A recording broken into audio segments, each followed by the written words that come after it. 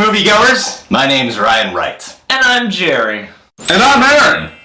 Welcome to Reasons to See, where we give you reasons to see. and maybe not to see, pain and gain.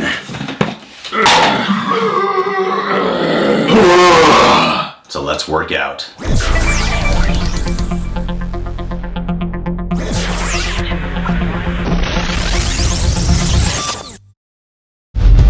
You just can't kidnap a guy and take his things. That's so illegal. Sure we can. Victor Kershaw is a criminal prick who deserves bad stuff to happen to him. We go through with this, nobody gets hurt, right? Oh, man, we snatch him. There he is! We grab him. He signs a few signatures. We give him a protein shake. He doesn't even know what happened. So today we got our buddy on the show, Aaron. Aaron is he's also another movie buff, and so movie buff. Yeah, Right. As you can see, he's got his whey protein with us today because Right. he's been working out lately. And if you've seen our review of Spring Breakers, you'll see the guy has lost some weight And built on some muscle, dude. Gym rat over here. So I'm excited to have him on the show. Reason to see number 1: Dwayne "Not the Rock" Johnson. What'd you do your time, pal? Up north. Are you fixed for a job now? He's gonna be The Rock forever. Yeah, he's still the Rock. Fuck whatever. He's The fucking guy is so huge. Especially in this movie. Especially in a movie where his whole character is like, look how fucking jacked this guy is. Of course he is The Rock. But as far as he goes in this movie, I said it when we did G.I. Joe, and I said it when we did Snitch, and by far, this is, to me, his best performance he's ever done. Yeah. I fucking loved him in this movie. He's my favorite actor in the film, and wow, the guy has so much improved. He starts as an ex-con that's like really hopped up on the Jesus juice. His speech patterns, like his mannerisms, they all feel like a guy that's like really desperately trying to stay on this like very narrow, straight and narrow. Yeah. He's a recovering coke addict, and you can actually feel his internal struggle, but he's also having a lot of fun with the role while bringing that emotional depth. He's funny in it a lot of the time. He's the most likable one out of all of them. He is the one you can get behind the most. People I know, people that are really deeply devout and really deeply religious, like I believe this guy like hung around in a church and just sort of got into the vibe of those kinds of people, and just like he really communicates that really well. It feels like a real character. Yeah, he feels like a real character in a very over-the-top movie. What's with you clowns? That's that cabbage patch. All right, here's the deal, little fella. I'm gonna headbutt you and knock you out. You do something bad? Maybe a little. They got my toe. You can see the bone. He's rock solid. Reason to see number 2: Mark Wahlberg. My name is Daniel Lugo, and I believe in fitness. Marky Mark is like fucking bulked up in this goddamn Buff, movie. okay? Yeah. I'm an Adonis. I'm an Adonis, so work out. What's going on, D.L.? You ever just get tired of being where you are, Adrian? I kind of like it here. I mean, the weight's are new to I mean in life, man. Even though he's the lead of the group, I was more impressed with Dwayne Johnson. But regardless, Mark Wahlberg does a solid job. He's got a great body. No, yeah, I mean No homo. No, well, a little homo. He anchors the trio well, and he brings a good presence to everything, and you don't like him at all, but you you're do like fascinated by watching him. him, and you are fascinated by him. I gotta disagree. I did like him. Like that was something I appreciated about the characters in this film. Was it's a question amongst the audience of you either like them or you don't like them, and it's a challenge for the audience to like them or not. And Mark Wahlberg was especially a challenge because he's the baddest one out of them all. Yeah. Sucker! Oh! The hell you doing on the ground? That hurts. Well, it's supposed to hurt. That pain's what's gonna save your life. Your cells remember where it hurts, and that's where they get strong. It's called pain and gain, Russ. You gonna man up? You better, because right now your sister's stronger than you. Give me your hand. Get up. What are you looking at, you little chubby broad? Don't eyeball me, boy. I see your mother driving up and down the street looking at me. I'll be your stepfather by the weekend. I think Mark Wahlberg is, like, his character Daniel Lugo is fascinating because he very much sucks you in. Like, he believes in, like, when he says at the very beginning, it's like, my name is Daniel Lugo and I believe in fitness. Like, you get, this guy has a dogma, he has a doctrine, he has, like, these things that he sticks to, in these guns that he sticks to really toughly. He is an unlikable character, but at the same time, you can kind of sympathize with him because he believes so hard in what he's doing, I guess. It's like, I didn't hate him by any stretch. And I've met a lot of people who are like Mark Wahlberg, who have these huge aspirations, these huge dreams, but are trying to find the shortcuts to life all the time. He's like a really conniving moron. Yeah, there are people who get so caught up in these philosophies, these motivations, their dreams, but when it comes to taking action, it's like they suck at it. Come on, which one are you? I'm a doer. Is that a question? I'm a doer. What is this, Valentine's Day? Say it like you want to hunt it, skin it, and mount his head on your wall. I'm a doer! What? I'm a doer! I'm a doer! I'm a doer! I'm a doer! He's really obsessed and really like fallen hook, line, and sinker for the whole cult of success. Yeah. He's a compulsive liar, and no matter what, he's always got some bullshit story, and you get that this guy believes every bullshit story that he throws out into the universe. This guy just lives like in a fantasy land in his mind, and you could feel all that. Mark Wahlberg brings that, like the tagline for this movie is "Their American dream is bigger than yours," and I think that really defines Mark Wahlberg's character so well. Yeah, you can really say after they succeeded, there were a lot of boogie nights. You could almost say that they almost were living like rock stars. Reason scene number 3. Anthony Mackie. Are you currently using steroids? I think they messed me up. Took a lot of balls to come in here. More like raisinets. At least yours are chocolate-covered raisinets. Hey. Oh, sorry. You know what, man? I like that guy, and I'm happy to see him doing some more comedic stuff, Yeah. I mean, he plays the third wheel of this group. Like, he's not on most of the posters. Well, he's not that famous. Yeah, he's not. But it's like he's. But he is an equal part of the trio, and he's a part of the Sun Gym gang. When you watch the movie, he is an equal part of the group. He's just not as part of the trailer as much as Dwayne Johnson and Mark Wahlberg are. You kind of feel bad for him. Out of the 3 of them, he has the least going for him. He's the smallest. He's the dumbest. He's the most cowardly. The only thing he has the least conviction. Out of the whole group, he's like he's the biggest wannabe. He's the biggest follower. Yeah. Like there's something about him that seems like he might have been completely influenced and manipulated by Mark Wahlberg's character. You want to change, right? All you got is change in that fanny pack. Is that what you want? When's the last time you paid your rent when it was due? When's the last time you took one of those plum bitches out to dinner and didn't sweat them morning dessert? You love those big bitches. And they love to eat. It's okay. That's important.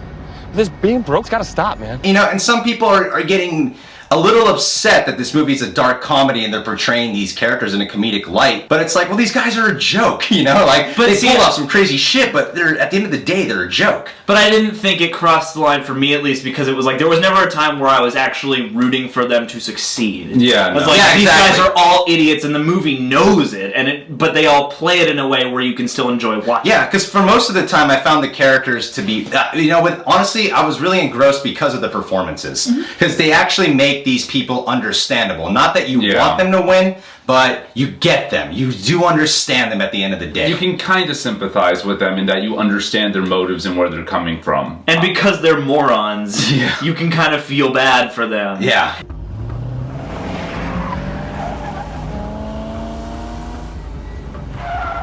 Go, go, go, go, go! Get him, get him, get him! What the hell? Did you get him? Frick. Where is he? He was right here. Where'd he go? You see him? Where the hell is he? There he is. You got the wrong BMW? It's 2 exact BMWs. I told you to check the license plate. It was an honest mistake. So we thought it was the same car. It looked exactly the same. This could have gone very wrong with a weaker cast because you got to be able to like watching unlikable characters. And they do succeed with that. And they walked a really dangerous line by taking real guys that, I mean, like Daniel Lugo in real life is still alive. The loved ones of the people who were so horribly affected by these 3 guys, they're still alive. They still bear the scars of this, and it's a dangerous fucking line to walk to like take the villain of this story and make them your protagonist. But that's honestly what I really appreciated about it. Was it's such a challenging job, and I thought with the performances and the way the characters were written, it was pulled off well. Reason to see number 4, Tony Shaloub. I'm a self-made man. I made a lot of money. Maybe yourself ought to spend some of it on a salad. You know who invented salad? Poor people. Tony Shaloub is going to be playing a Jewish guy forever. He does a good job playing a Jewish guy. And like the older he gets, the more Jewish guy roles he's going to get, even though he's like a Canadian Lebanese dude. Yeah. You know, he's a great fucking actor. He's a great Jewish guy. Yeah. He has this incredible ability to make you believe the person right away in almost any role he does. Yeah. He knows how to embody a role and have fun with it at the same time. He makes it look easy. Yeah, he's flawless at it. He's a natural, man. He's a very easy disposition. And granted, it's like his character Kershaw is kind of one note, and it's kind of interesting that you get, I mean, it explains how these guys got away with so much. He's such a fucking asshole. Yeah.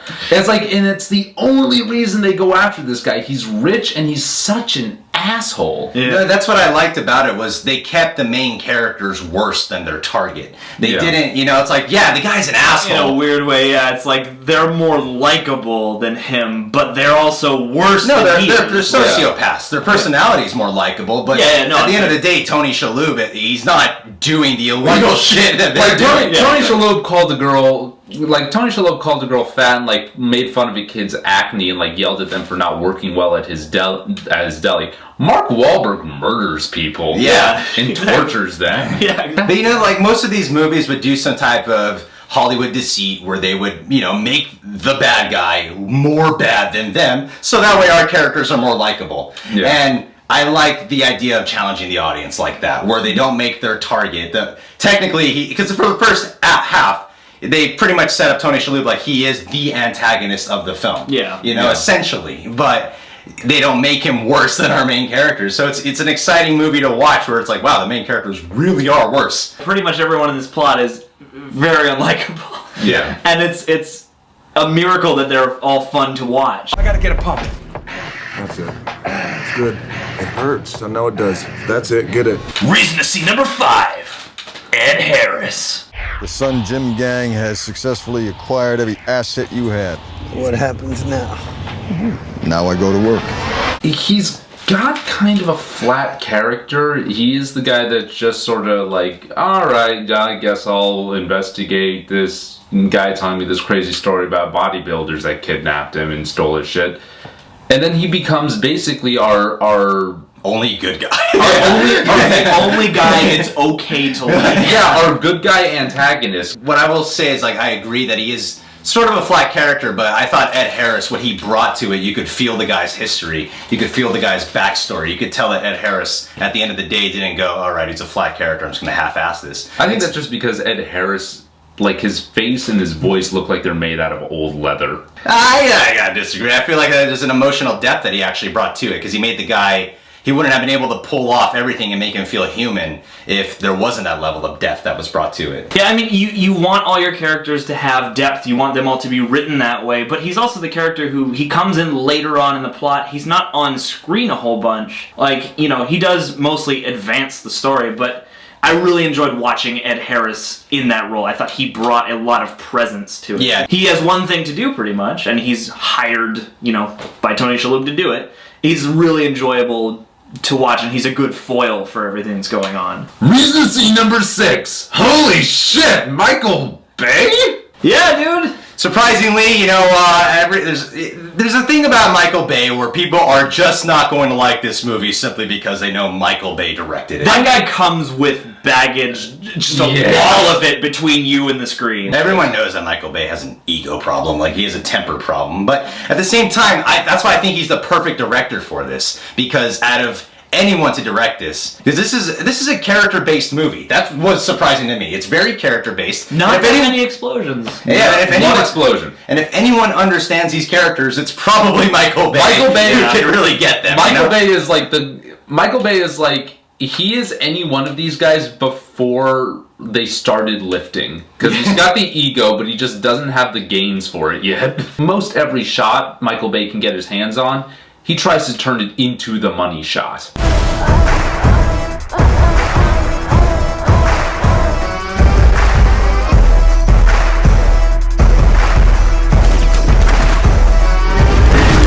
So it's like, this is that movie that is about excess, and it is about that descent into madness, and it is about just everything being dialed up to 11. So this is a movie that's got a story on roids, and Michael Bay is the guy to do a movie on roids. Yeah. And he was, in my opinion, the perfect director for it, because it was such a, you know, I've heard that this story, that this portrayal of these guys is pretty accurate, actually. Like, everyone who knows the story says, like, it does get, like, this fucking crazy.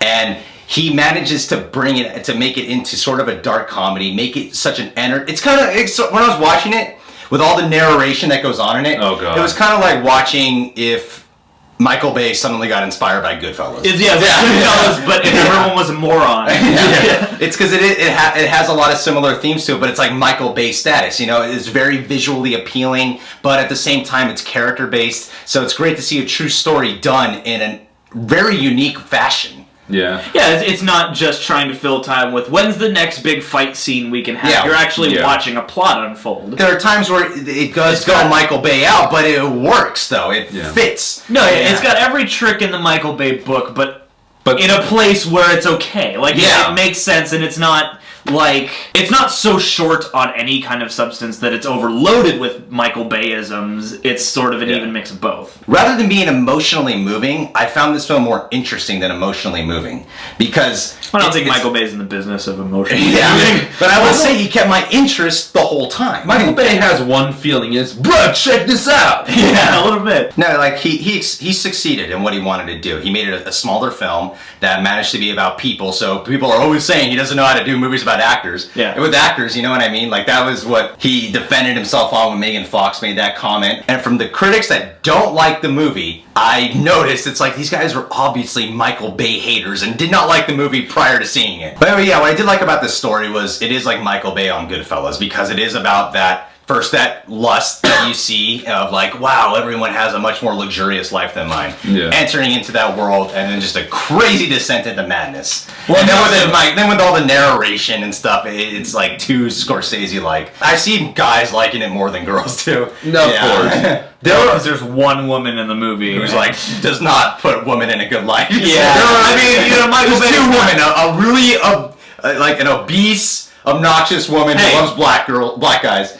And then, Rebel Wilson's kind of hot. I'm not gonna lie to you, right? First Lena Dunham, now Rebel Wilson. You like the Thonna chump, don't you, buddy? You like that Thonna chump. Equal opportunity, all right. You like that Thonna chump. Anybody out of the group, are definitely Anthony Mackie. Yeah, for sure. You're the Thonna chump. I'm gonna keep on saying it. Get out of my ribcage, Mark. You're Mark Wahlberg, and that makes you The Rock. Oh, I look the most like The Rock out of all of us. Okay, fine. So wait, I'm Mark Wahlberg? So I'm the blackest one in the group then. Are we doing our pain and gain Wolfpack? Yeah. But one thing I gotta say about Michael Bay's direction that I really appreciate on a film like this is because there's gonna be that obvious moment where these guys are gonna succeed at what they do, and then they're gonna be living in a world full of debauchery. It's all legal and binding, and they're enjoying it.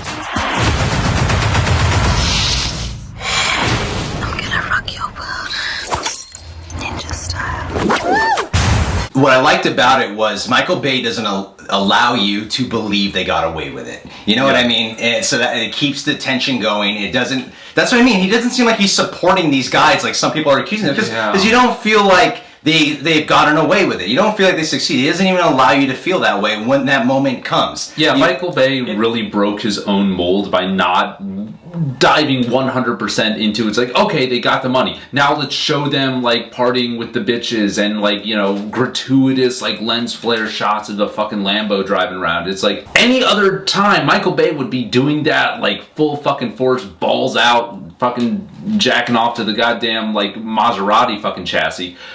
But this time he pulled back. Yeah. So I want to give him credit for that. There's a very divided audience here. People who don't like these characters and people who really like these characters and like what he did, and people who really don't. And when you get a movie like that challenges audiences, I consider that a success.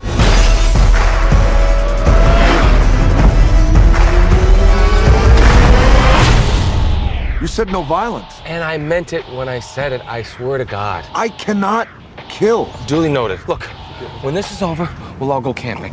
All right? Okay. So what are we thinking? What's the consensus here? Ryan's consensus! Michael Bay's first good movie in a long time is The Reason to See Pain and Gain. Michael Bay's first good movie in a long time is The Reason to See Pain and Gain. And the cast too. Jerry's consensus. Yeah, there are a surprising amount of reasons to see Pain and Gain. There are a surprising amount of reasons to see Pain and Gain. It just goes to show you, man, if you give Michael Bay a pretty good script, some good actors, he can churn out something pretty darn good, and I dug it. Aaron's consensus! Pain and Gain is the reason Michael Bay was made. Pain and Gain is the reason Michael Bay was made. I don't, at the end of the day, believe that Michael Bay in and of himself is a great filmmaker. I just think that he happened to find a project that suited what he does anyway.